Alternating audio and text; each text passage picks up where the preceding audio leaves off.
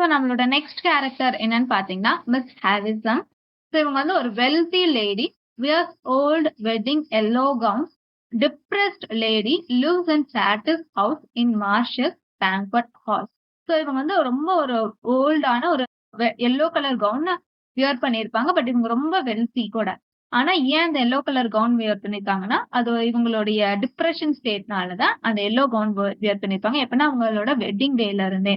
இவங்க எங்க வாழ்ந்துட்டு இருக்காங்கன்னு பாத்தீங்கன்னா, சாட்டிஸ் ஹவுஸ் மார்ஷஸ்ல இருக்கு.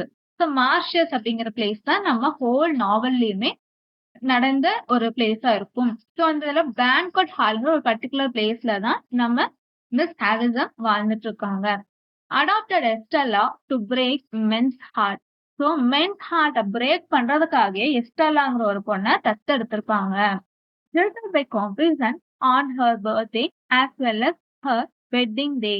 ஸோ காம்பிசன் அப்படிங்கிற ஒரு மென் மூலியமா இவங்க ஜில்டட் ஆயிருப்பாங்க. ஜில்டட்னா ஏமாற்றப்படுறது. அந்த மாதிரி வந்து எப்போன்னா பர்த்டேலயும் அதே அன்னைக்கு தான் அவங்க வெட்டிங் டேவும் ஃபிக்ஸ் பண்ணியிருப்பாங்க காம்பிசனோட. ஸோ சேம் டேல வந்து என்ன ஆயிருக்கும்னா மிஸ் ஹாரிசன் காம்பிசன் மூலியமாவே ஜில்டட் ஆயிருப்பாங்க. Next character Estella. So Estella நமக்கு ஆல்ரெடி தெரியும் மிஸ் ஹாரிசன் அடாப்ட் பண்ணப்பட்ட பொண்ணு. Very pretty girl with no heart and seamstress. So ரொம்ப அழகா இருக்கக்கூடிய ஒரு பொண்ணு. அதனால வந்து ஈஸியா மென் எல்லாமே ஃபால் இன் லவ் ஆயிடுறாங்க. With no heart. நோ ஹார்ட்னா நம்ம எஸ்டெல்லாக்கு வந்து ஒரு கர்டசி அப்படிங்கறதே இல்லவே இல்ல. அதனாலதான் ஈஸியா எல்லா பசங்களையும் மயக்கி அவங்கள வந்து ஏமாத்திடுறாங்க.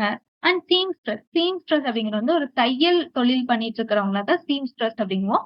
ஸோ நம்ம எஸ்டெல்லாவும் ட்ரெஸ் எல்லாம் ஸ்டிச் பண்ணி பண்றது அந்த ஒரு ஒர்க் தான் பண்ணிருக்காங்க. Adopted by Miss Wisdom.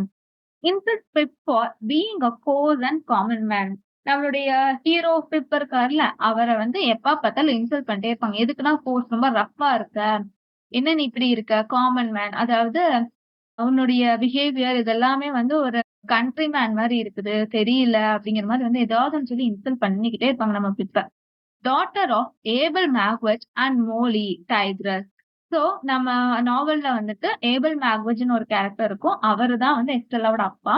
Molly அதாவது டைக்ரஸ் அப்படின்னு சொல்லிட்டு இதுல அட்ரஸ் பண்ணிருப்பாங்க. அதுதான் வந்து எஸ்டெல்லாவோட அம்மா. மேரி பென்ட்லி ட்ரம்மல். இந்த நாவலோட கடைசியில என்ன ஆகும்னா பென்ட்லி ட்ரம்மல் அப்படிங்கிறவங்கள தான் எஸ்டெல்லா வந்து மேரேஜ் பண்ணிக்குவாங்க.